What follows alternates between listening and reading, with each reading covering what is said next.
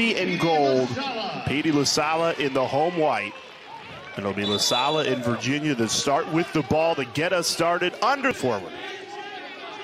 That's the greatness of the conference tournaments and the automatic bids. It gives you reason to play every game, even if you get off to a slow start. As Quinnipiac gets the first of the game. John DeLucia curling around the cage, and a dream start for Quinnipiac. Some early saves and then cashing in on their first settled possession of the night. And just a nice individual effort from John DeLucia, working at goal line extended. And you're gonna see here, right, against the short stick, just gets top. To Duke on Thursday, and a lot was made about Adler and his 20 saves. As Quinnipiac gives it away, great opportunity for Virginia, another save, but the follow goes. Connor Schellenberger in perfect position to tie it at 1. And let's give Nick DiMuccio some credit here early in the game. These 3 saves have all been 1-on-0 in tights. And right here, just a little bit of bad luck for Quinnipiac, right? It's on the ground ball here. Kind of the rushed force to the middle of the field. Xander Dixon gets it head up. LaSala gets stuffed by, and it quite frankly started when Lars Tiffany was at Brown. They started doing it on loose ball clears, right? I mean, they were creating all kinds of pressure and turnovers when other teams would never dream of doing that. Schellenberger again. He's got both of Virginia's early goals. This one fires them in front. Connor Schellenberger was the consensus #1 player in the country 2 weeks ago. Not sure if he owns that crown. He's had a couple slow days for him against North Carolina and Duke.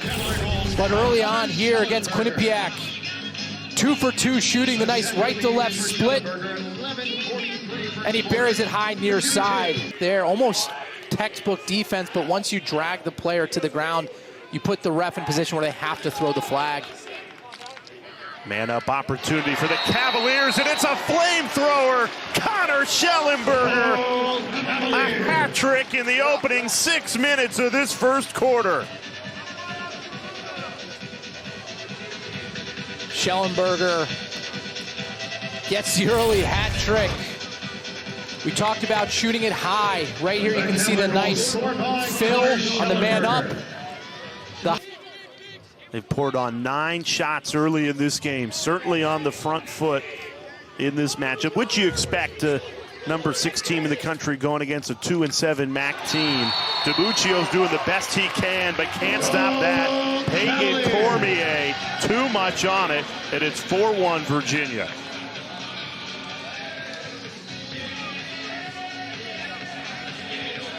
And just a nice job all around for this Cavalier offense. Connors, they need him to get going and making plays like this. The nice vision, the nice hands, low to high. They've been quiet the last few times out. Here's the senior Simmons. Opportunity for him to step up with Matt Moore out of the lineup. Lars Tiffany challenging that group, somebody to step up, and especially on the quick turnaround, give them some much-needed offense out of the midfield. No angle, somehow it still goes. Patrick Mcintosh, and it's 5-1 Cavaliers. What a start for Virginia. And this is one of the players I just mentioned.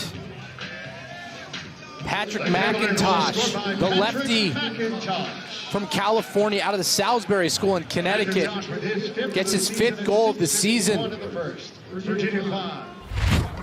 A predominantly left-handed player right here with the hard plant, the patience, the high to low deceptive release. Cavaliers are rolling. Make the cake there, especially since I think I'm at the start of this journey for the next 30 years. But yeah, I would take a tough travel outing rather than a lifetime knee issue. Virginia at least compensating pretty well to start this game without their captain Matt Moore in the lineup. Did not dress today. 3 seconds left on the shot clock, and they get the goal. Cormier, his second, buried it right past DiMuccio. And Virginia totally bouncing back from the team we saw on Thursday afternoon against Duke. And I think this is actually Griffin Schutz, who looks almost identical to Cormier. They're both big bodies, driving up the left wing, the nice compact release. Right here, look how close his stick is to his body. And Virginia, it kind of just happened to your point, like it just, I don't know what it was, but both seasons there was a turning point where they learned something from one of those losses that led to them winning the national championship. But out of the timeout, Quinnipiac gets their second of the game. Will Abbott, the senior midfielder with a nice cut, gets his 12th goal of the season right there. A nice cut, nice handle. The composure and tight right here.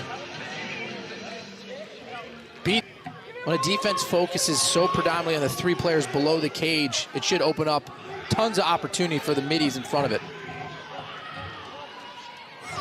Right on cue, Dixon a bouncer, and it's good.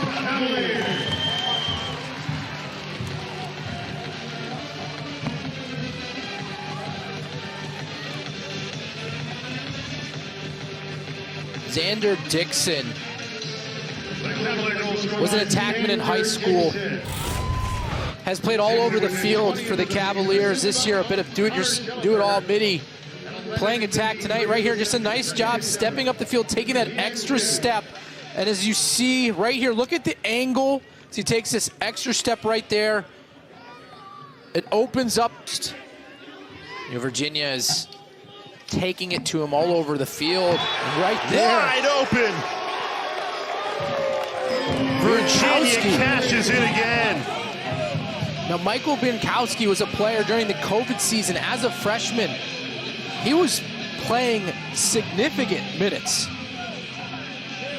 But injuries have derailed his career. But you get a glimpse of the talent that he has. And as he gets healthier, the lefty on the run just pings the far corner.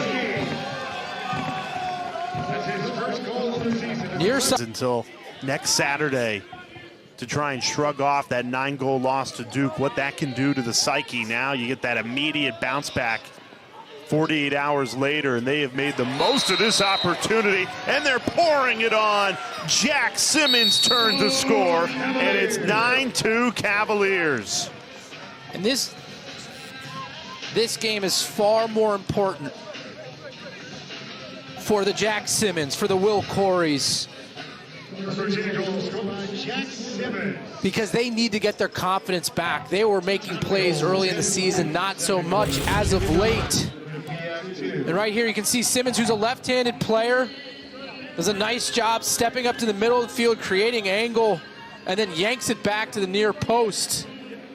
But again, this game means more for those second midfield, third midfielder type players for the Cavalier than it does for a Connor Schellenberger. Virginia team does, but the team offense that they are putting on the field, Virginia does a little bit more of that and a little less of the hero ball.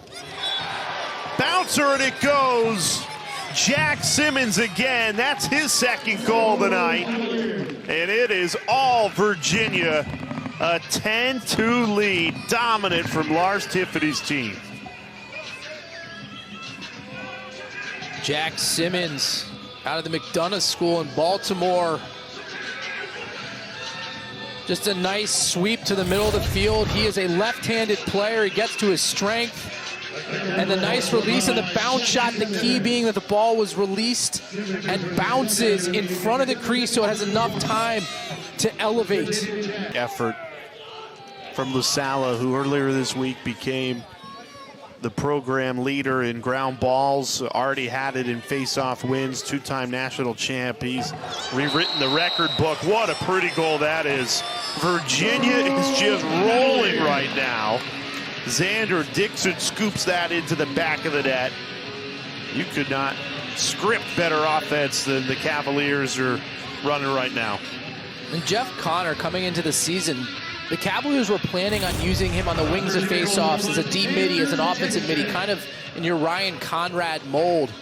As the season needs to be careful of. That was a big problem the Duke game. They took a lot of low-angle shots, and that's when you can get goalies hot early on, and when you're playing a team that's a little bit more even on the athletic spectrum of things, like you can get blown out in a game where maybe you shouldn't have. So don't fall back into tendencies that hurt you in the more competitive games. The aggressive ride continues to be effective and leads to another Virginia goal. Xander Dixon again. That's his third. So 2 hat tricks in this first half, one from Schellenberger and then Xander Dixon moving from midfield to attack.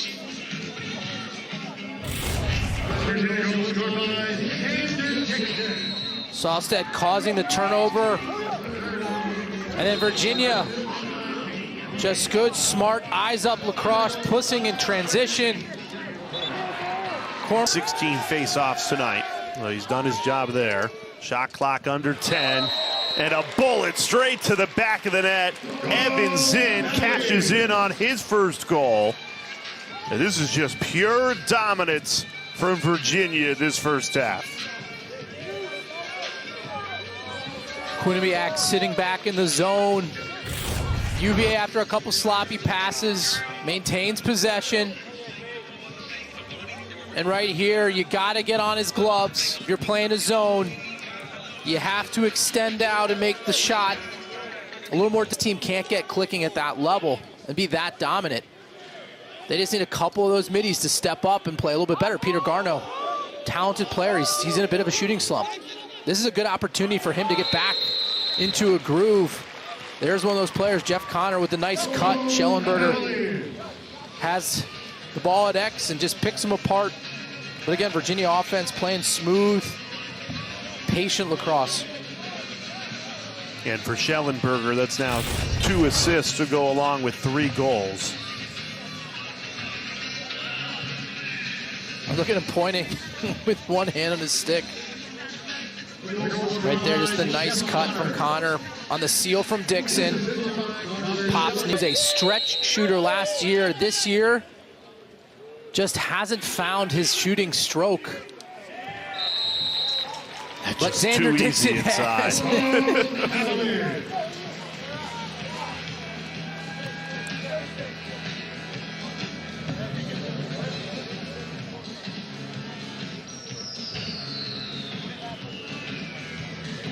Right there, the band up for Virginia. Made it look too easy. Cormier, eyes up. A nice little show from an athlete. How difficult is it to not take your foot off the gas when you look up and see that you're up by 13 goals, now 12, as Quinnipiac pulls one back? Because I feel like Virginia's just been so relentless in their approach tonight. I think the tendency is to start making the wrong decision, the wrong play, which is a bigger concern for me as a coach, right? You want to continue to groom the right habits. And so you want to make sure that no matter where you're up, you can kind of enforce your will to make the right plays, because it's not going to come as easy as it typically is. You need depth in the middle of the field, and so this is a big opportunity for this team to get better.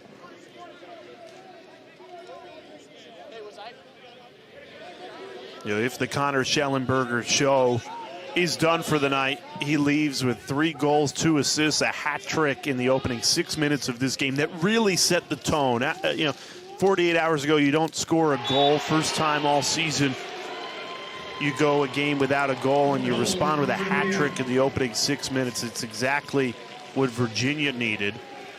And you want to talk about what a team needs. How about Stephen Germain, a much-needed goal there for the Bobcats. And he's been impressive tonight. Right here, you're going to see him on the side of the screen at some point. Right here, right, gets to his strong left hand, near side, high to high. He did a nice job setting up his dodge, right?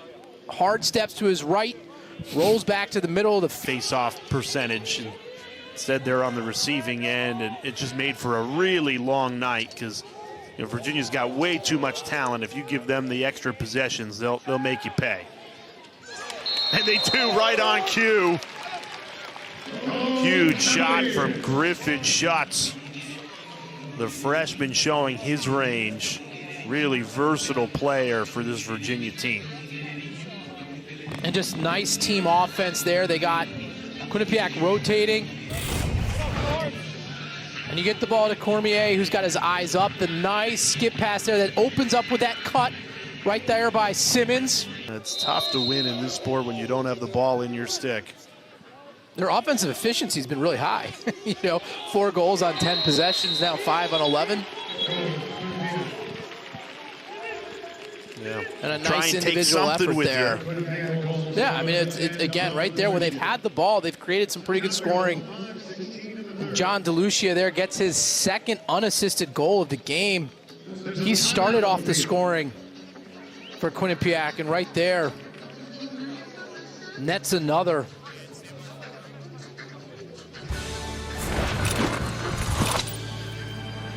Right here, the nice job, the hard stop.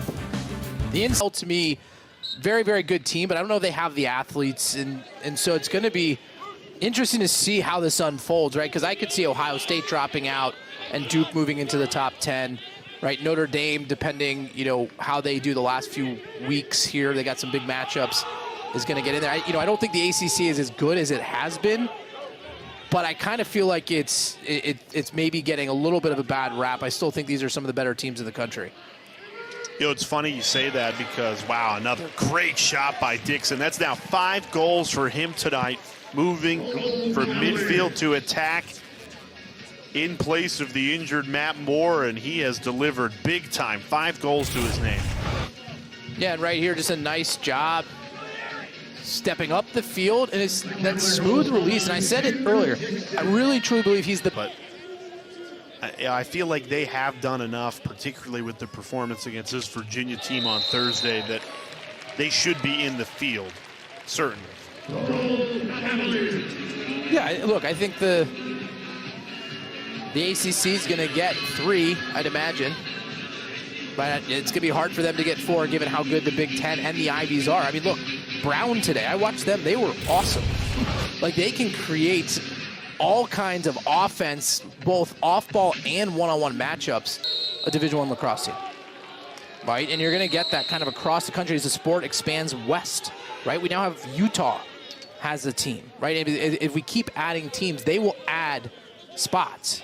But right now, with where we're at, and they're not adding that many programs here in the near term, we're stuck at the 18 that we're going to get this year. That is a fabulous goal. Paul Rodriguez, sting in the corner. Virginia nearing their season high in goals, which is 21, still with a quarter to play. And Paul Rodriguez, the senior, getting some playing time here. Kind of looked like Xander Dixon, if you ask me.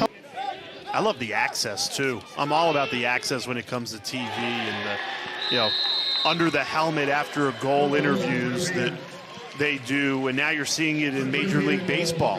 And, well, hey, they're stealing that straight from Premier Lacrosse League that have been doing that for a couple of seasons. Really innovative, awesome stuff, and we can't wait for that partnership as Ryan Donnery pulls one back for Quinnipiac. Again, the possession has just been so sparse for a Bobcats team that's only won 6 face-offs all night long.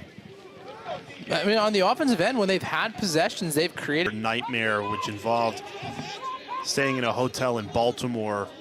They got there at 2 o'clock in the morning after 2 bus breakdowns, had to wait for a new bus to come get them this afternoon. They didn't even get to Charlottesville until 4 o'clock in the afternoon. If you really think, I mean, it's like, a baseball, let's just say Major League Baseball, they flew to Japan and got right off the plane after that long of a flight and went straight to the ballpark and tried to compete. I mean, not many teams can do that. No, it's a tough task with the talent gap. Gets even tougher with those travel struggles. And Virginia, credit to them, have capitalized on all that. I mean, think about what this coaching staff has done, right? They were at Brown and really took that program to the next level, right? They played for a national championship, quite frankly, probably win the national championship if their best player didn't get hurt. And then they get the call from Virginia to take over, and Coach Tiffany convinces Sean Kerwin and Kip Turner to follow suit, to come to Charlottesville. And they took that same approach, that same fluid, fun lacrosse. You put fun lacrosse in the town, but it's the hard part, right? Hard work beats talent unless talent works hard. And at times it's not as easy to convince the best players to work as hard as they need to, and Coach Tiffany never lets them take a day off. You're never where you need to be, and every day is an opportunity to get better.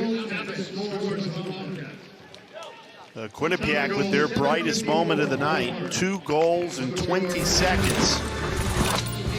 Make it take it lacrosse. This is a team that expects to compete in the MAC the rest of the... And becoming quite the confident program. Look, I think if Virginia plays its best game, I still think right now it's Maryland and then, some distance and then the next teams. But again, Virginia has the depth to compete with them, especially if they can win at the face-off X.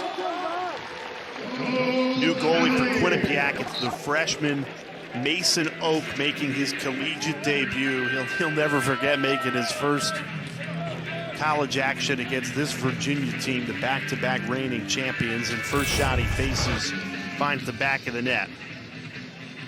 Right there, Regan Quinn dodges down the wing. Rodriguez, the senior, nets his second of the game.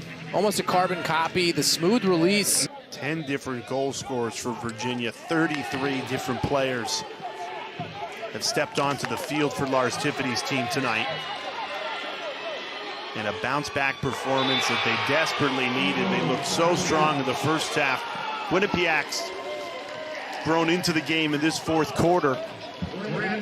Now credit the Bobcats for never putting their head down. They lacked the possession in this game, but they've shown flashes, that's for sure. And right here, Grant Pearsall, the freshman, with a nice job off the turnover, very patient. Moore, who did not dress today, their captain and leader on attack. And look, Coach Tiffany put these games in the schedule for a reason, right? Back-to-back play. That's Saturday to Monday, right? I mean, that's what the national championship is. It's you get a day between your games, and he tends to do that once a year to get the team ready. That if they're fortunate enough to be in a position where they're playing Memorial Day, and that it wouldn't be a new experience. They would at least have had some sort of rhythm and preparation similar to what they're going to experience at that point in time. They certainly responded as well as you could have hoped from the Cavaliers' perspective. A dominant 21-9 win